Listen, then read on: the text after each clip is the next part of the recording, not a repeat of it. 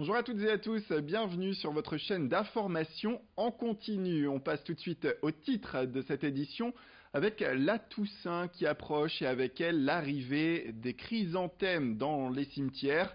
C'est la fleur emblématique de cette saison, vous le savez, plantées dès le printemps au mois de mai. Elles sont prêtes à être récoltées. Ici, à Chéran, près de Lille, l'horticulteur et maraîcher Fabrice Zout prépare avec sa petite famille ce moment très important de l'année. La Toussaint représente en effet près de 40% du chiffre d'affaires annuel de son exploitation. Chaque année, il l'affirme, il plante environ 3800 chrysanthèmes de différentes variétés et diverses couleurs. Et même si la tendance est à la diminution des ventes ces dernières années, eh bien la période de la Toussaint reste toujours très importante. Explication avec ce producteur. Alors pour moi, il n'y a pas eu de vrais soucis au niveau culture. Le temps a été impeccable. Conditions sèches comme ça, ça veut dire pas de maladie, pas d'insectes. Le seul souci, c'était un peu plus d'arrosage. La saison pour moi est bien démarrée. Maintenant, il faut attendre le jour J pour la vente. Bon, au niveau des ventes, on va dire que c'est stable, voire un petit peu en diminution. Mais après, on comprend, il y a une crise quand même qui est financière qui est actuellement. Les gens font attention à leur porte-monnaie, donc au lieu d'en mettre deux, ils vont en mettre une, ou voilà. Un plan de lutte contre le terrorisme se joue dans la région et plus particulièrement à Villeneuve d'Ascq. L'entreprise MC2 Technologies développe des armes et des services de sécurité à disposition de l'armée française. Et parmi les plus emblématiques, elle a d'ailleurs fait sensation lors du défilé du 14 juillet à Paris. On parle du Nérode F5. Il s'agit d'un fusil brouilleur de drone utilisable en temps de guerre et il est utile pour immobiliser sur le champ des drones qui transporteraient des explosifs, tendance fréquente d'ailleurs pour les djihadistes. MC2 a aussi des brouilleurs fixes capables de créer des bulles de protection sur des équipements sensibles, ce qui pourrait impliquer la présence de son équipement d'ailleurs pour la sécurité des JO de Paris en 2024. De 2004 à 2015, l'entreprise comptait 10 personnes et avec ses créations, eh bien, elle a engendré en 4 ans des bénéfices considérables. Aujourd'hui, ils sont 50 et vont bientôt emménager dans un nouveau bâtiment. Ce sera toujours à Villeneuve d'Ascq. On écoute tout de suite les responsables de cette entreprise. On a également de gros contacts, de gros sujets à l'international. En plus de notre fusil brouilleur de drone, nous commercialisons un scanner corporel et nous avons de très gros sujets en Chine. C'est notre premier client, la Chine. On commercialise une centaine d'équipements aujourd'hui en Chine. Et d'autant plus que nous continuons à nous développer.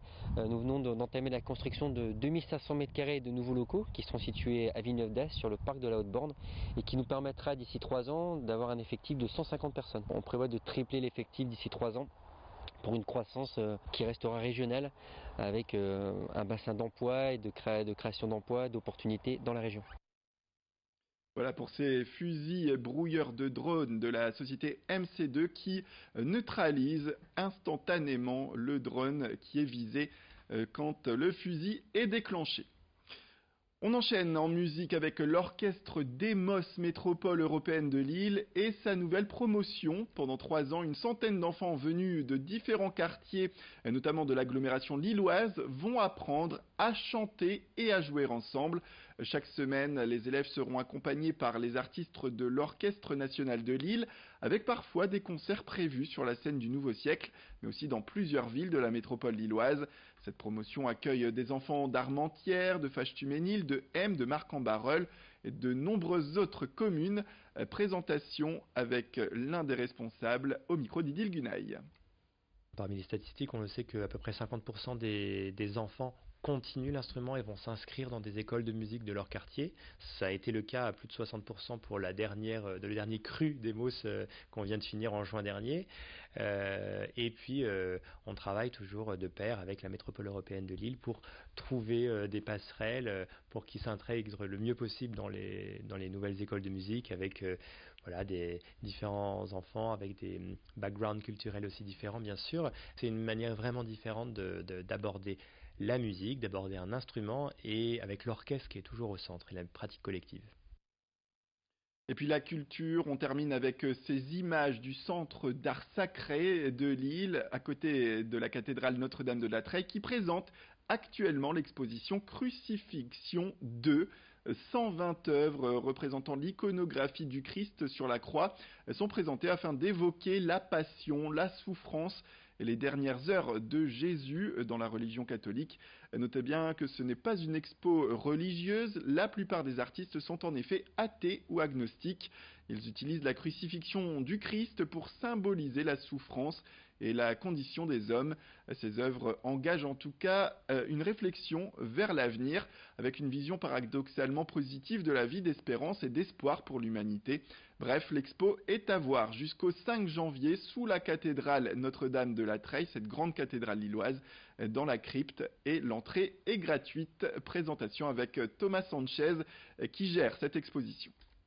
Alors, le Centre d'art sacré de Lille a ouvert à l'époque en 2003 pour exposer la collection de Lens, qui est un fonds qui a été donné donc en 1996 au diocèse de Lille par Gilbert de Lens, collectionneur dunkerquois, et qui se compose de plus de 120 œuvres, peintures, sculptures, dessins, photographies, vitrail, sur la thématique de la Passion du Christ, et donc de plusieurs artistes, d'artistes internationaux. Et bien c'est, si je puis dire, le moment le plus fort. Voilà, la tension est à son extrême dans ce qu'on appelle la Passion du Christ. Ce sont donc les dernières heures de la vie terrestre de Jésus de Nazareth, et donc c'est le moment où le Christ est cloué donc sur la croix. Et là on est à l'apogée avant, voilà, la mort, en traversant la mort et la résurrection. Et si vous passez par Lille, plus d'informations bien évidemment sur les œuvres que vous allez découvrir au sein de Crucifixion épisode 2. L'idée, ça a été de ressortir voilà, l'iconographie de la croix présente dans la collection de Laine. Et donc, il y a un bon tiers de l'accrochage qui a été renouvelé, qui n'a jamais même été exposé. Et donc, on a ici, dans cet espace central de l'espace d'exposition, eh bien, les 4 grands formats que vous voyez, donc de Louis Kahn, qui n'ont pas été exposés depuis au moins une quinzaine d'années. Ensuite, au fond, vous pouvez également voir au sol eh bien, un bronze, un gisant de Jean Rouland. Voilà, qui est un dépôt d'un collectionneur privé. On est donc heureux de retrouver à nouveau une œuvre de Jean Rouland après avoir perdu le Christ oublié qui est aujourd'hui à la piscine de Roubaix. Voilà pour cette exposition à voir jusqu'au 5 janvier prochain. C'est la fin de cette édition. Merci à toutes et à tous de nous avoir suivis. Restez avec nous tout de suite, les prévisions météorologiques arrivent.